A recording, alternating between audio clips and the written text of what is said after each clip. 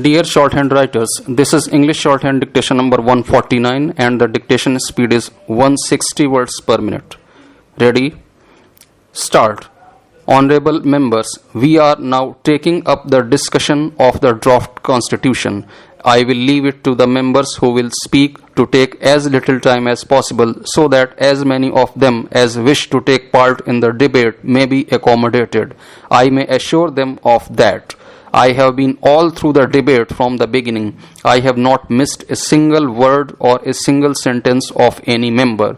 There is nothing new that can be said by any member, and the only object in speaking at this stage is not to add anything to the knowledge or to the information which has been given to the House to enable it to decide about the merits of the Constitution, but to enable members to have their names recorded so that when the reports are published, they may know that they also participated in the final discussions of the bill, and that can be done with one sentence.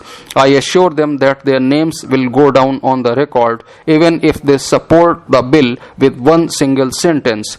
With this suggestion, I now ask the honorable members to take up the discussion. Sir, first of all, I wish to thank you for the courteous and gracious manner in which you have invariably presided over the deliberations of this House. Deserving tribute has already been paid to the drafting committee for the way in which it has performed its arduous and responsible duties. I would like very briefly to pay a particular tribute to my honorable friend Dr. Ambedkar. I do not believe that any one of us can really gauge the volume of work and the intensity of concentration that must have been involved in the production of this voluminous document. I may not have agreed with him on some occasions, but it always gave me the greatest pleasure to listen to his tremendous grasp not only of fundamentals but of details, of the clarity with which he invariably presented his case. It has been said that this constitution has received a mixed reception.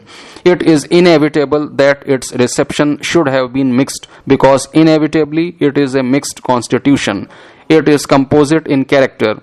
I believe that it is a proper blend between idealism on the one side and realism on the other. I know that some of my idealistic friends have criticized it. They would like to have seen, instead of this blend, something in the nature of the 10 Commandments. Something which was so wholly idealistic that it would have wilted and died under the first impact of administrative realities and political difficulties. As I have said, I believe that we have borrowed enough from idealism to make the Constitution a fairly attractive and an aspiring document. On the other hand, we have not based it entirely on mundane considerations so as to take away from this the inspiring elements.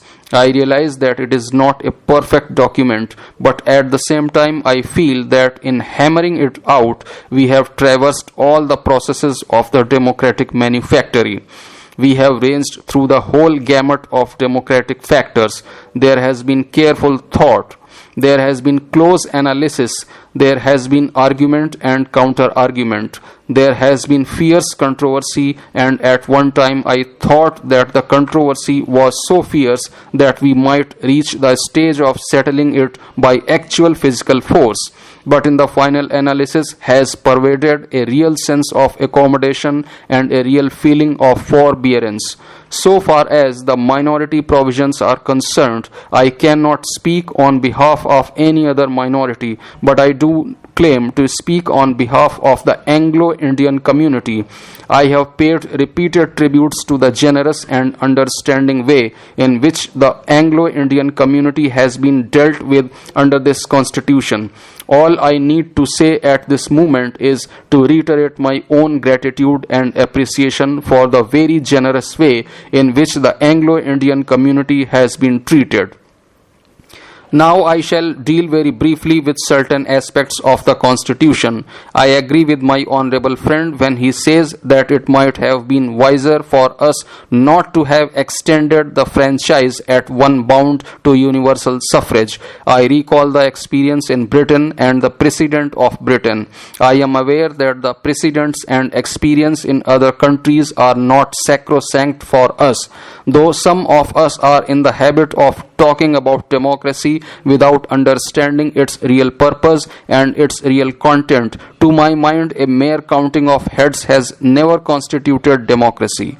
Democracy has always carried the implication that the exercise of the franchise would be made at least on a common sense basis, if not on an essentially rationalistic basis. I feel that there has been unjustified criticism of what has been stigmatized as over-centralization. I will say quite frankly that I was very happy. I was jubilant at every provision that tended to place more and more power into the hands of the center. Here again, we tend to mouth slogans about democracy, but in the final analysis, in its actual spirit and content, what does democracy imply? It does imply the greatest good of the greatest number. What is the increasing evidence which rises every day before our eyes? Evidence with regard to most of the provincial administrations. Do we not see that there is an increasing evidence every day of increasing maladministration, of an increasing negation of the fundamental principles of democracy? Quite frankly, in the transition stage, I would have been one of those who would have supported our going the whole hog to accept a unitary form of government. We might have administered the provinces through governors supported by a permanent civil service. At any rate, I feel that I ought to place on record my disappointment that certain vital subjects like education, health, and police should have been left entirely within the ambit of provincial autonomy. We have given a head to provincial regimes in the matter of education, and today I regret to say that within a very short time they have taken the bit between their teeth and are running wild. What is happening in the central provinces? The educational policy of the central provinces represents a deliberate negation of democracy, represents a travesty of the provisions of secular democracy. The linguistic minorities in the central provinces only look forward to educational and linguistic death. That is what is happening.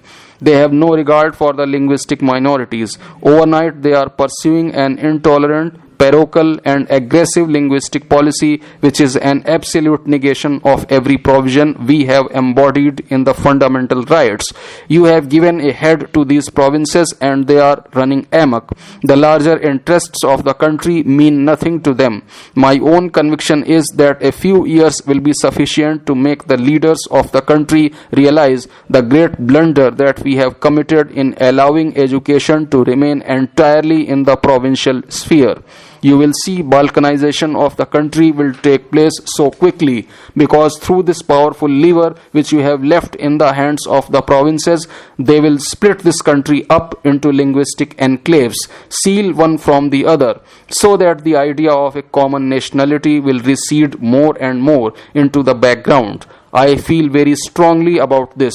I do not know how the damage that is going to be done can be undone unless some radical steps are taken in near future. Another matter which I would have liked to have brought at least in the concurrent list is health. In some provinces it is all right. The country would have been more fortunate to have transported outstanding men from the provinces to the center to administer the country on a unitary basis. As I said, we have left the subject of health in the hands of the provincial governments, and inevitably this greatest nation building subject will be dealt with in a feeble and halting manner according to the different capacities of the different provincial regimes.